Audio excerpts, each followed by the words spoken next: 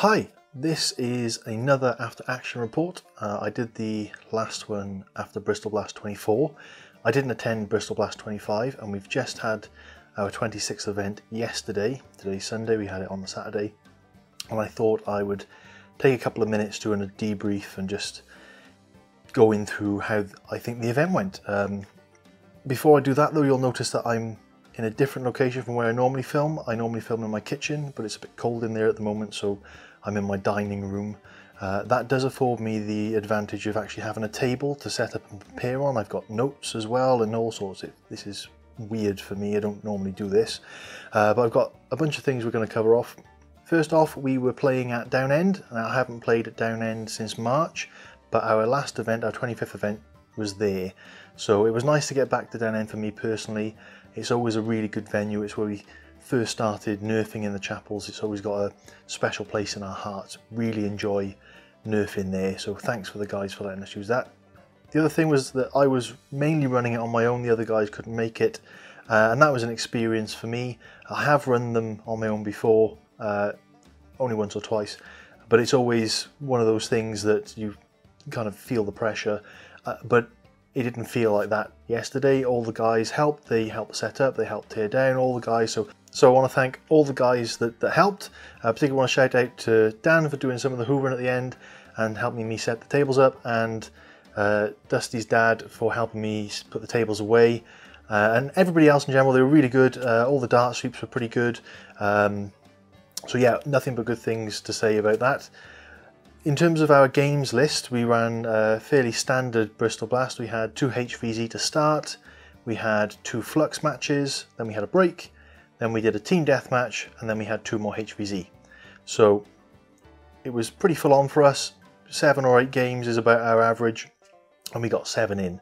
So the games themselves were fairly quick. The HVZ games are always quick. They're about, they last between 7 and 10 minutes long.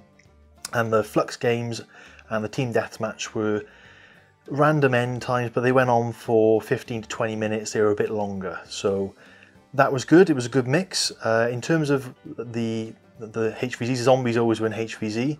The second game, I was out really early. I didn't get a shot off, and that was my own fault.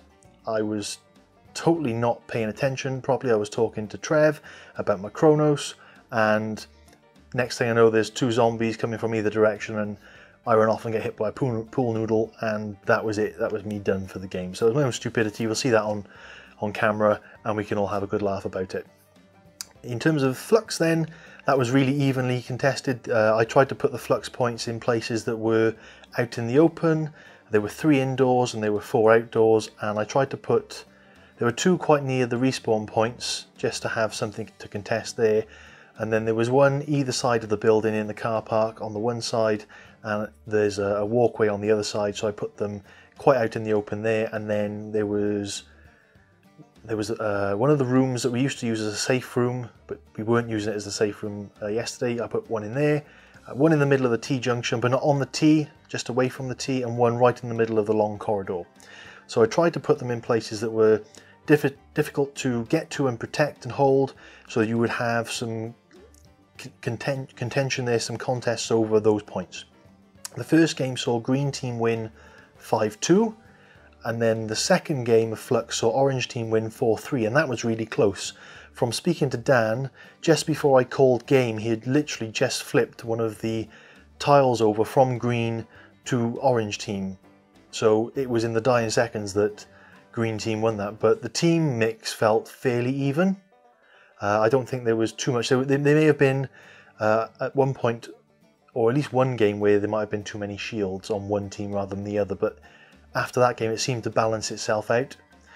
We then had team deathmatch after the break, and Green Team won that one. I think it was by 8 lives, so Green Team lost 76 lives and Orange Team lost 84. Game really close considering how many people did we have? We had, I think we had about 40 people there, so it was 20 to a team. So it was a fair few number there, and everybody was taking their hits from what I could see, and some of the feedback that I've read, everybody was taking their hits. So assuming they were taking the little dart at the pot and putting it into the bowl, then got no reason to think otherwise than other than that's what the score was. And again, really close, and I want it to be close. I don't want one team to be whitewashing the other and for it to be too unbalanced. We want a nice balanced set of teams so that the game dynamics don't get murdered. It's quite important. And then we finished on 2 HVZ. One of the HVZs, was it? Yeah, the third HVZ, I tried to shoot one of the zombies, missed, got hit by the pool noodle. Well, it felt like quite a whack. It's only a pool noodle, but I could hear it. It sounded worse than it felt, totally. And then all of a sudden, James and me collided. So I'm running this way and James is running that way, and we just sort of bang like that. And that was, well, I got winded. I felt like he put his hand into my ribs. Wasn't overly painful, just uncomfortable, and then within a couple of minutes I was fine. Hilarious to experience and probably hilarious to watch. I have watched the footage back. Unfortunately, the moment that James hits me, because he's under my camera, you don't actually see him at all. I just sort of get hit and it looks like I've been hit by a ghost. I don't know how to explain it. You'll see it when I release it. What else do we want to cover? Let me have a look at my notes. Oh yeah, so in this Bristol Blast, because I knew I was going to be up against it without my fellow organisers, I decided I was going to run pistol only. So I took five pistols with me. So in terms of my loader, I had a Triad, I had a Big Shock, I had a Magnus, I had my Kronos, and I had my Retaliator. No, not Retaliator, Hammer Shot. I had my Hammer Shot. They were all modded, they've all been modded, you've seen most of them. And I took them all, took 5 pistols, so I had some choice. And I only used my Kronos and my Hammer Shot.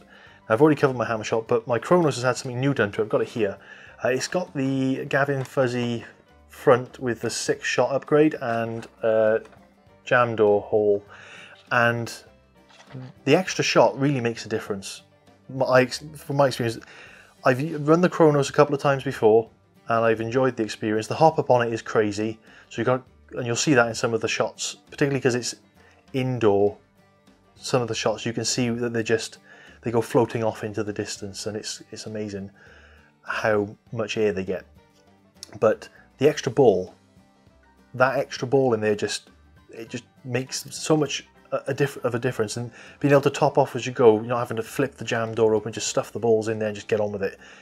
It's quickly becoming my favourite pistol, outshining the Hammer Shot. Although after a couple of games of it, because it's got a K26 in there, my arms were starting to ache from priming it, so I need to get a better grip. I'm wanting to get one of the Grihas grips for it, so eventually I'll get one of those, and hopefully that'll help make the prime a bit easier on it. What else do we want to cover? Oh, yes. So I want to specifically thank a bunch of the kids that were there for actively listening. After, when we were doing the briefings, quite often I've got to shout to get everybody's attention and then wait. And more often than not, I was waiting for the adults. So this is thank you to the kids for listening, and moreover, adults, you could learn something from the kids. So just pay attention. You know that you shouldn't be talking, but you do anyway. Don't do it, it's rude. Then we're gonna, what else do I want to cover? That was pretty much it from the event experience. I wanted to call out a couple of personal highlights of the day for me. So I got my first ever hand tag, where I put my hand on somebody's blaster and tagged them out. And that was a big high for me, because I've been trying to get a hand tag for ages. Now, I can't remember if it was in one of the Flux games or the Team Deathmatch game, but I was going through the hall, there's a set of double doors, and somebody was firing around the corner along the corridor, and I was able to just reach around and grab their blaster, and yeah, it was great. I was expecting somebody to shoot me or something like that, and it didn't happen, and I tagged them out, and I was really happy about it. There's a couple of other highlights for me. The number of times I shot very small objects. They were the only things I could aim for, so I will say that. Like a hand firing out of a door. Now they could see who they were firing at, and I could see something to aim at So I aimed for the hand and I actually hit the hand, which is not Nerf-like at all. So they were good.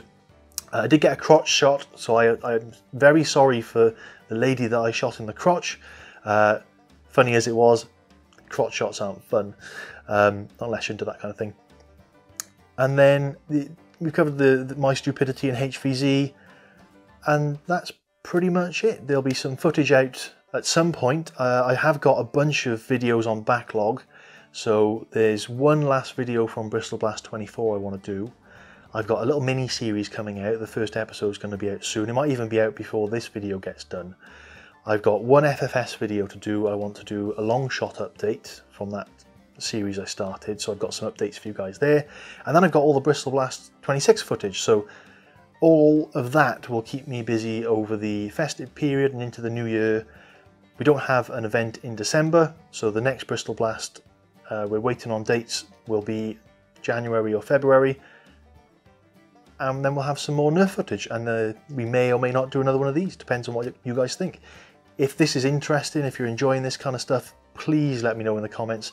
If this is not something that's working for you guys, it's good for me to dump it out there, but if nobody's going to watch it, if nobody's interested in the things that happened and they're just interested in the gameplay, that's fine. I won't waste my time on this. This is useful for me to get out there, but we already do a written after action report. Doing a video report is just an extra different piece of content that we can put out there and showcase the Bristol Blast events. And we talk, talking about the things that went well, talking about the things that didn't go so well.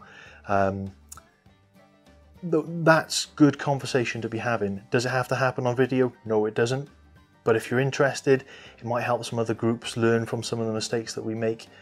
Just let me know. I just want to know. And if you liked it, don't forget to hit that like button. Of course, if you haven't subscribed yet, you can click this button right by here. And if you want some more footage of my stuff, you can click this button right by here. I'll catch you guys next time.